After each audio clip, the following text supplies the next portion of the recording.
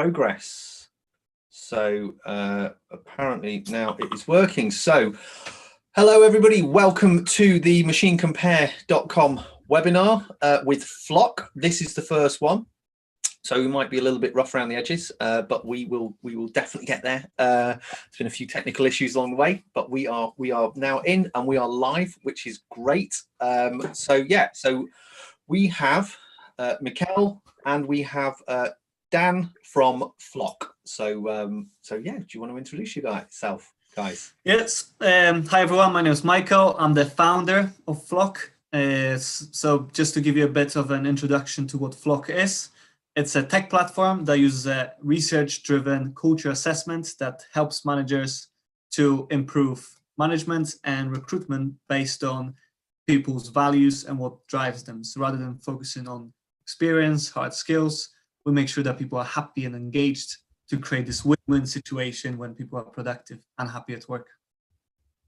And hi there, I'm Dan Sodergren, and actually I was lucky enough to invest in Flock. Instead of starting it, unlike Michal, well done Michal, I was lucky enough to invest a couple of years ago, and the reason why I invested is because it's something that I was trying to make about 7 years ago and actually failed to make, and kind of ironically I failed to make it because I could create a good enough team with the right values behind them to all stick together. So I realized that I wasn't emotionally intelligent enough to do stuff. I'm pretty good at tech stuff, and I had an augmented reality company. I've had several others, but when I met Michal, I knew he was onto something, because that's the way the world is going. And it also linked in very much with my own values, and I wanted to be a better employer. So yeah, I invested in Flock and I haven't looked back, and yeah, we're here now. Amazing. Well, I think we can kind of frame this really well right now, because the world is going through an unprecedented change. Coronavirus has effectively locked everybody down. Certainly Europe, China, America is starting to go through that. So the world is pretty much on lockdown, and everybody is having to change the way they work. Where people used to work in communities and buildings and huddles and all the rest of it, and there was an exchange of ideas. Now what every company almost has is a fragmented workforce. So culture has to change, and why is culture so important in that sort of situation, guys? What is the importance of culture within a company? Well, so I think culture is now more important than ever, because culture is really a glue that keeps everyone together, work together, to collaborate. When we're all in the same office, it's sort of natural. It comes naturally because we just see each other every day. But now when everyone is in isolation, then the only thing that brings us together is really the values and what drives us. So I think it's more important than ever, because once you've got a culture that's aligned, people know where they're going, they have the same values that they're motivated by, then they would feel more engaged, more motivated, even though they work separately on their own at home. So I think what we can definitely say that ping pong tables don't really define company culture anymore. If you have a ping pong table, it's back in the office, and it's got very little impact on your actual culture. So now you really realize what's really the most important, and it's the people. Yeah, and I think the really exciting thing about culture and the importance of culture now is that it's suddenly made a lot more sense to a lot of people. Before it was maybe a little bit of a kind of it's almost a bit like soft skills, and I really dislike the term soft skills, because I think they're the harder skills, aren't they? Getting on with people, and maybe even working autonomously now with remote working and other things. They're the soft skills. They're actually more important than the technical skills some of the time, I think. And certainly it's looking more and more like that with recruitment. And I suppose the reason why I got involved with Flock, and the reason why I find it's so exciting, is because with Flock you can look at the values of the individuals. So the individuals will basically prioritize their own values, and those values are the things that sit underneath the beliefs, and then the culture on top of that. So you cannot make someone believe something without aligning to their values. So what Michal's saying about this is the kind of new frontier with remote work is simply magnified that fact. If you have workers who aren't aligned from a values point of view, they are less productive, inherently less productive, because they don't buy into the company as much, as they say, and they don't get along with each other as much. Now, when you remove the office as well, that then almost becomes even worse, because actually the people who aren't going to do any work will sit at home and not do anything at all, and you can't really make them, because actually you can't really make anyone really work engagedly. You can just engage them. You can just have an engaged workforce that actually all not necessarily want to work for you to make money for you, but also it's actually all to do with the values they've got all together as a team. Mm-hmm. That's why, and also because I'm a massive nerd when it comes to psychology and Belbin tests and all sorts of weird, wonderful stuff that I've done in my own companies. And so Flock was very much aligned with that. But Flock more looks at the remote team and how you can analyze that and actually create a company culture, starting with your leadership team. And I think that's the key point really today, is to think about, do you know your people well enough? But actually, does the leadership team know itself well enough to then start looking at the whole rest of the company? I think there's two really valid points there, because culture comes from the top. It's trickled down. Culture's trickle down. It's trickle down philosophy.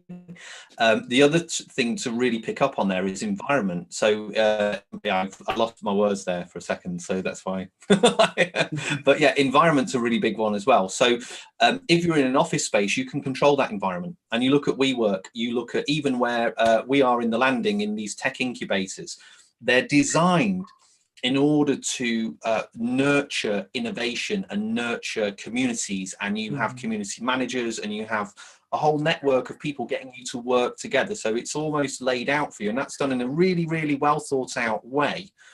But individually within the companies, you have to understand what that individual culture is, because I think there's a way where personalities, because nature nurture. So if you put somebody in a certain environment and you put processes in place, you can almost control the outcome, okay, to a degree.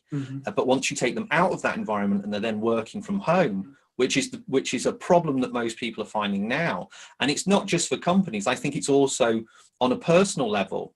Some people might be feeling isolated, and they might be feeling maybe depressed because of how they react. So what advice would you give? Because I mean, we've used Flock. I can go into the tools that are in there, but what do you think? What's the advice for people right now that are feeling like they're struggling to manage their workforce remotely, or are at home and are perhaps struggling to stay motivated or to get on track and feel a huge disconnect? What would you say to those sorts of people? Well, so it's a difficult situation, right? Especially for companies who have not done remote work before. Almost overnight, they had to change suddenly in a totally new operating system. So there's lots of aspects to it.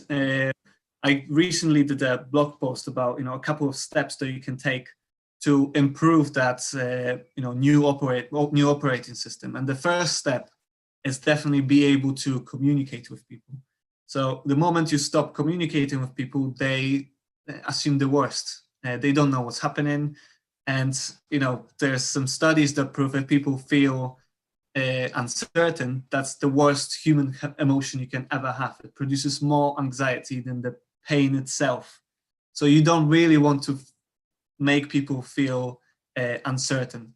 So it's all about continuous communication. Even if it's the worst information you can share, still share it, because people assume the worst anyway.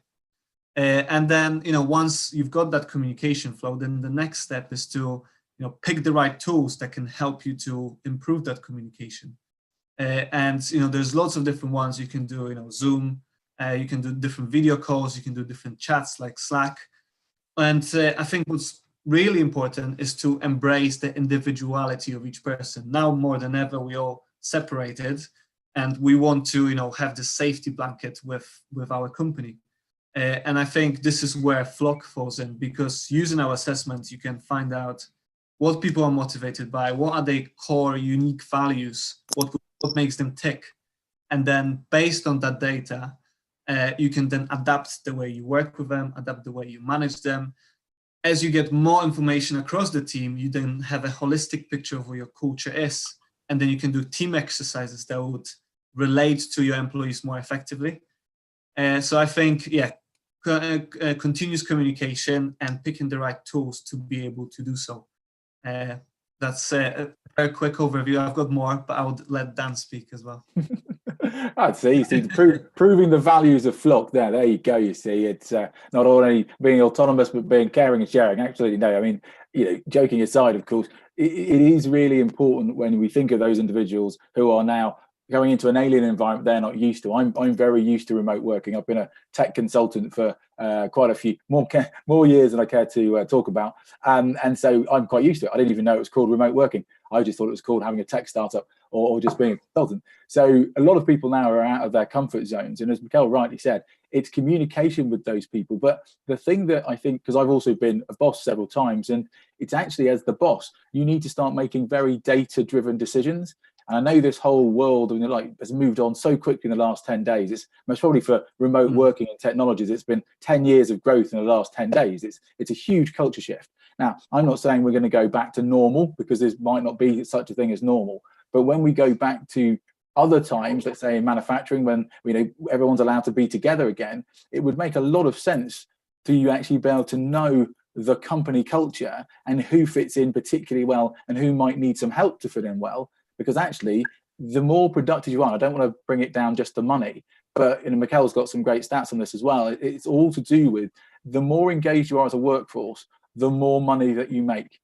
It's as simple as that, the more productive that you are. And I know that in manufacturing, with Sigma 6 and all these different things and all the terms that I'm used to not working in the manufacturing world. So Ben and other people have taught me huge amounts about manufacturing people. I've learned loads from the Manufacturing Institute, and thank you all for this. Ran this sudden course over a month, because what we found with Flock is it fits in particularly well with manufacturing, because the more people are aligned and that you've picked the right people, the more you can actually make money-wise, and the more productive they can be, and the happier they are at work, and the more you retain them. And that's hugely important for manufacturing. And right now, I don't want to go off on a massive tangent on it, but manufacturing is hugely important. Look at what's happening in the world. We're going to need amazing manufacturers out of this, that in the next round of health tech. And let's not kid ourselves, we're going to have to be a lot more rapid, a lot more agile, and a lot more funky about things that we do. And we're going to need a really, really, really clever, adaptable manufacturing thing. And we work a little bit with they're called Industry 4.0, the Industry 4.0 group at the Landing. And I work there at the Landing at the Innovation Hub. And that's one of the big things, isn't it? Manufacturing has to have this fourth industrial revolution. But actually, it's going to be powered by people. It's not going to be just powered by technology. It's going to be people too. And it's picking the right people. And that's why I'm so excited by Flock. And what I mean is you can test all this now. Do that test now. Flock takes 10 minutes to do. Each individual person, it takes 10 minutes to do.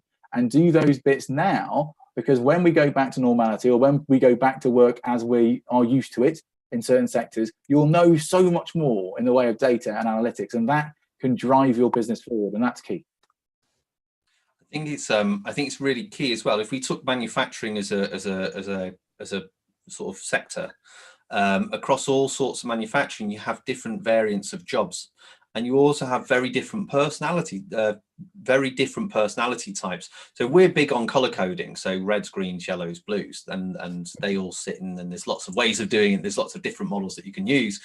But it's like blues might work quite well in isolation, because they're generally introverted. They can internalize stuff. And if we look at our own business, generally developers have got a streak of blue in them. But if you have a yellow who thrives off a social environment and likes to be around people, isolation is bad for them. So your strategy within the company, and even though we were talking about workforces being displaced and working from home, if you're looking at them in operational jobs within a company, you're not going to put a yellow at the front end of a machine where he doesn't speak to anybody every day and he just has to feed that machine, because he won't last very long. Your staff turnover will be higher, your training costs will be higher, your retention will be lower, and that again affects your margin, it affects your profit in any business, and not just any business. I think as somebody who's been a business owner for a long time, is that when somebody leaves your business, it's a failure, and it's generally your failure. You've either employed wrong in the first instance, or you've not been able to motivate them well enough to do their job properly. There's very few occasions where there hasn't been a mistake either in the recruitment process or in the management process that isn't down to your decision. So you have to take that. So if somebody leaves, that's bad. Now, I can talk from our experience at using Flock recently, because we have we've been using it. We've been trying to employ. We're growing in this crazy situation. Our business is hitting an exponential growth period, like most tech businesses are right now, and we're having to employ people remotely who we've never met for roles that are vitally important for the business. And what's really good is that you start to get a profile of their personality type. You start to see their motivators. You start to then align that with the company. And what's really good is it gives you another tool. It's almost like a hidden tool, because when you interview people, you've generally probably only got them for maybe 2 to 3 hours before you offer them a job. Mm-hmm. And they could be coming in and doing a really essential job within your business. And, you know, and not to put too fine a point in it, but people can put on an act, you know, if you meet me in a job interview, that's not really me. That's me putting my best foot forward and hoping that I engage, and I'm trying to say the right answers in order to get to that role. And that's so it's role playing, and that's absolutely fine. But if you've got the analysis in front of you, you already know the answers, the questions to ask, you know, and part of that process is as much about you employing the right person as it is, if you're on the other end of that, you wanting to join the right company where you're going to feel fulfilled. So the basic of this is obviously Maslow's hierarchy of needs, which I think we've very much moved on from that, and we've got all sorts of different ways that we can do. So yeah, and there's also a mental health aspect to this, I would imagine, Michael. So is there anything you can give on that? Because that's quite key at the moment, isn't it? Yes. So you know, just the reason why I started Flock is because I had this bad experience at work. So I ended up working for a company where I didn't fit with their values, with the culture, but in the recruitment process, they presented themselves as this perfect match for me. So I had a vision of love and life, working for a perfect company. Joined the company, it was completely different. And, you know, it wasn't good for me. It wasn't good for the company neither, because there was this misalignment. You know, I wasn't engaged. They didn't get what they wanted. And then eventually I left. And it all could have been avoided if they were able to, you know, more effectively use data to see what's this, you know, alignment. And so this is why I created Flock. And, you know, it's not only good for recruitment, which is important. You can use it to, you know, prep your questions in the interview process to, you know, deep dive into different gaps and synergies.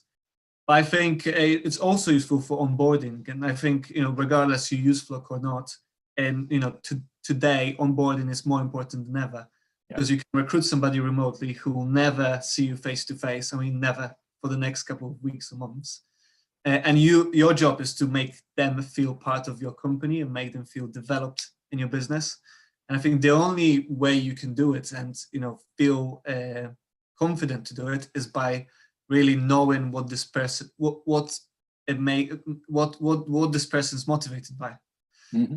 Once you can do it, you can then, you know, do different exercises. You know, lots of people do different yoga activities. You know, if one of your values is that you want a person to to make impact at your work, then, you know, how are you going to create a structure around this person to make sure that they do feel like they make an impact? How can they take responsibilities? And I think it's important to recognize what those differences are and then adapt the way you work with them, especially with new recruits. Yeah, and I think that's really important, that it's this the whole analysis of Flock and the analysis of the team isn't a kind of a blame game, just like Myers-Briggs isn't a blame game, and Insight isn't one, and Belbin certainly isn't. Belbin talks about team roles and the things you can do with teams, but certainly with Flock, and I don't want to say that because it's quite an interesting one for me, because I'm an ENTP. So Myers-Briggs wise, I'm an ENTP, which if you look into it, there are other words for us. They're not all complementary. Let's put it that way. And I kind of wish that I wasn't ENTP. I was ENTJ. And if you're a bit of a nerd, you'll know why that's quite fun, because they make a lot more money and et cetera, et cetera, et cetera. But that's not really the point, right? So it's not necessarily about, you know, and I'm probably a shaper with Belbin and some other things. Now, the whole point of this, though, is to be able to look at them en masse. Now, Ben was right saying about for startups, and I invested in Flock really for startups, and I've owned several startups, and sometimes they've completely failed, and sometimes they've worked okay for a bit, but not for very long. And I'd actually used Flock to not recruit a friend of mine who I was about to recruit. Luckily, we did the Flock analysis. The sirens went off. Whoop, whoop, whoop. Don't came up red. Don't employ this guy. 3 months later, he admitted to me that it would have been a dreadful mistake. He was a personal friend of mine that I'd known for 20 years. So someone actually showing and actually having the space to look into their own values, to prioritize their own values, like you can do with Flock, actually gives you a huge amount and depth of, I don't want to get too spiritual about it, but a huge amount, much more than personalities, because an ENTP is an ENTP, but that's like a top layer. But actually my values can be completely different to someone else who's an ENTP. Yeah. But if we share the same values and the same moment, actually it's bad to have too many ENTPs in the same room who share the same values. You know, it's like you can't all have all shapers. You can't all be one. You can't all be blues. You can't all be, I've about to say dicks, but that's probably not for now. But, you know, DICs, you know, just a little geeky joke there for the psychologists in the room. You know, but it's hugely important from an HR point of view. And I think why Flock's isn't necessarily better than those, because they all equally do brilliant jobs, is that Flock can be used remotely for someone to look at like 100 people en masse and see a spider diagram, and then be able to look into different teams and say, that team there doesn't work with that team there as well. Well, we knew that, but now we know the reason why not. So it's actually about team dynamics in much bigger companies, and that's how people like Trolex and other people that are from the manufacturing sectors, and that's why the manufacturing sector is so excited by it, because not only is it helping them, you know, get rid of this nasty churn rate that you tend to have, but also start to employ these brand new people that you need in companies that talk about values. And I don't want to say the millennials word because it's beyond ironic, but you know, the millennial is going to be more important as we go on. And believe me, I'm 43, so I'm not a millennial at all. So and of course, you know, the difference isn't necessarily generational. We're talking about something deeper. We're talking about the values underneath the person, and getting to know that first en masse for a team is how you become more productive. And that's literally not company culture, and it's not about ping pong tables and about cool stuff. Because as you say, Michal, as soon as you've got this scenario, a lot of those companies are going to be seen wanting, because actually their employee brand is nothing more than a load of, you know, slogans on a wall and beer at 4:30, you know, and all those things. Now, as soon as they've all gone, it'd be interesting to see how strong their employee brands really are. I think it's a valid point. And one thing that you were talking about there, Dan, was about HR as well. Current situation, there has to be an HR strategy based around people's health and mental well-being, whilst they're all being not in the workforce. You can't do it. There's people that are sat there and they are now not getting paid from companies because they're on paid leave because of the coronavirus. The companies can't afford to pay them, so they're having to wait for government handouts, although they're not without a job. There's people that are still having to be productive under those circumstances. There's people that don't work well in isolation who are having to work in isolation through no fault of their own and just circumstances that are beyond anybody's control. So I think from an HR perspective, this tool is quite cool because it takes you 10-15 minutes per employee, and you can very, very quickly model out and maybe profile people and say, okay, look, these people are going to need a little bit more care and they're going to need a little bit more help. Also, you can maybe look at it and say, these people aren't really going to be that productive working from home. So what measures can we take in order to help them? How can we help our employees as a nurturing point of view? How can we help them be better? And how can we as a company help adapt to this situation? This is a huge change on an unprecedented scale. And Flock's really, really cool. We also like it. One aspect of our model is that we have an agent network, and the agent network are people who are key opinion leaders or key leaders in their field in different geographical locations. So we've got a guy in Taiwan, we have somebody in Russia, we've got a couple of people in the States, South America, and across different parts of Europe as well. We're starting to now use Flock with some of these people, and we're starting to analyze them. And what's really good for us is that we're an extremely ethical company. So we have investors, and part of the thing about having investors in is that you have to behave in a certain way, and people have to follow a company code, and there has to be a company culture, whether they're a direct employee or an agent of the business, because they're still an ambassador. You know, there's rules about corruption, there's rules about accepting gifts. It's even on that sort of level. So it's really good for us to map out the culture aspect of the different agents in the different regions, because culturally there will be high level cultural differences, but you also have to see what motivates those people. And again, it's a different workforce. So that's it. So Flock's really cool. And how easy is it to get onto Flock, Michael? Dan, what's the process? Because for us it was pretty straightforward, but Can you guys explain? Sure. So you start, so it's very straightforward. You go to our website, which is yourflock.co.uk. You log in, and then all you need to do is to create your team. Once you create your team, it will generate your link, and you just need to share that link with your team. The link is a chatbot style. It takes around 10 minutes. Once you completed it, it automatically generates your unique culture maps. You can aggregate it across the team, see what your team is motivated by, and how each individual fits in. And then based on that, you can identify strengths, best strategies to retain people, how diverse they are, their leadership style, and also on the back of it, you can action it.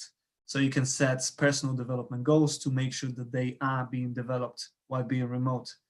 And I think that's, if you compare it to other psychometric tests, often you get this, lengthy reports that's quite complex and comprehensive.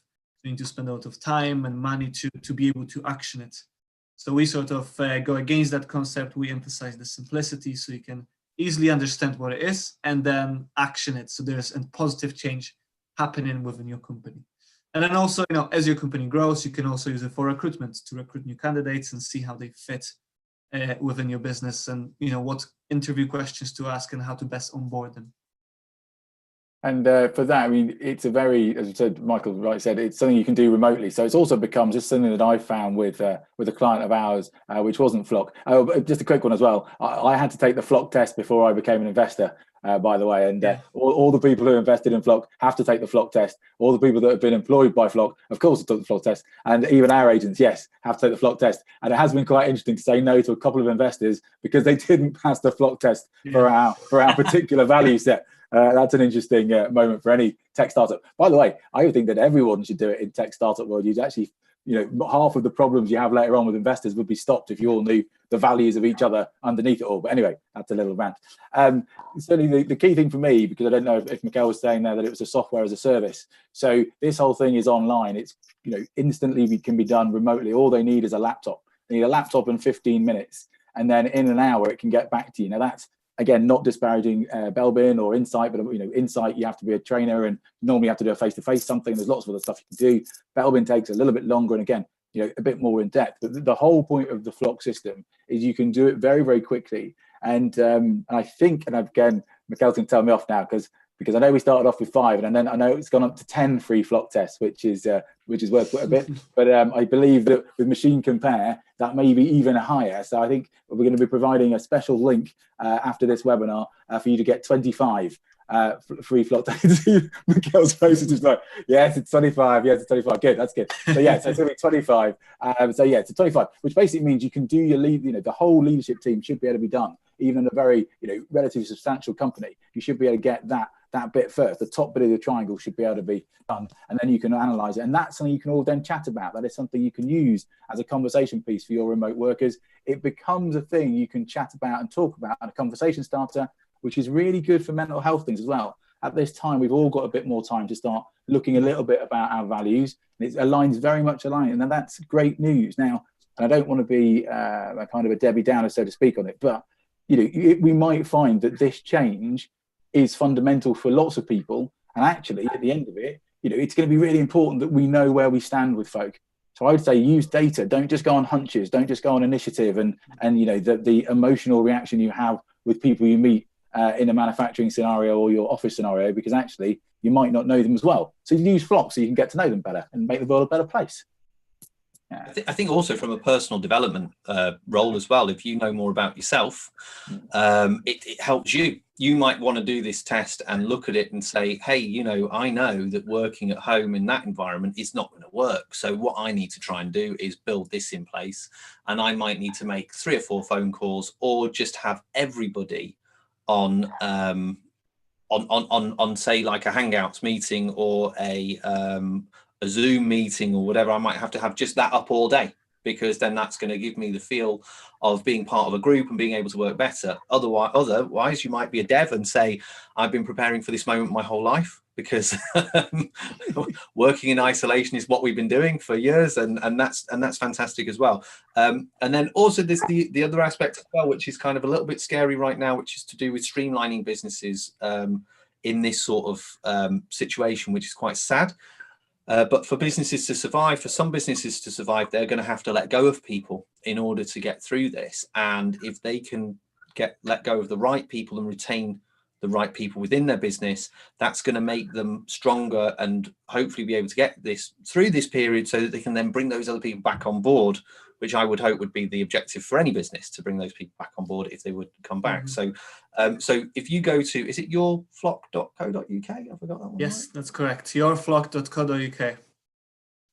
Yourflock.co.uk. Everybody remember that. In fact, don't just remember it. You can open another tab right now whilst we're talking. You put in yourflock.co.uk and then follow the steps, which would be, I would guess, register and log in, or how would you do it, Michael? Yes.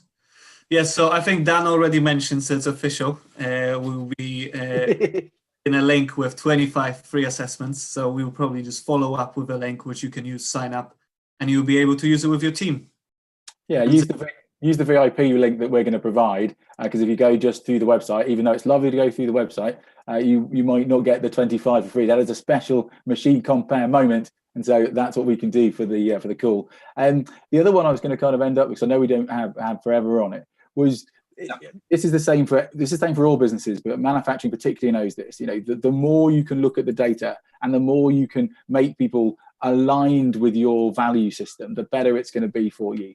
Now, this might be quite a brand new world for a lot of people, this whole new world of using tech to look at values. Now, unlike things like, let's say, there's a great thing, I don't know if you use it actually, but I think you did, but Crystal Knows, which basically uses an algorithm that goes online and it kind of second guesses your Myers-Briggs. Now, I'm not, again, I think I've used it for absolutely years, and I've talked about it in my other job, which is social selling, and I talk to a lot of companies around the country around digital transformation. I even do some work for the BBC. Don't like to talk about it. That's not the point. So the Crystal I was on radio yesterday. Don't like to talk about it. Anyway, the point is, the whole thing about using this piece of technology, Crystal Knows, is great because it feels very magical, because it then guesses that you're an ENTP or whatever you are in their 16 personalities groups. However, Flock doesn't do that. Flock is not an AI piece of machinery. What Flock is doing is asking your employees individually how to rank their values, which they can do in 10 minutes, quarter of an hour. Yeah, but it's not coming from something second guessing. It's not an algorithm second guessing their behavior online, because actually I think there is an inherent problem with that way of doing something, because it could give you a bit of a false reading. So I'm just trying to say, this is coming from a human being point of view. This is a human piece of tech. I think it's not just that as well, because when you do those sort of 16 personality tests and things like that, it'll give you a self-assessment. This is your personality type. This is how you react. This is how you behave in certain situations.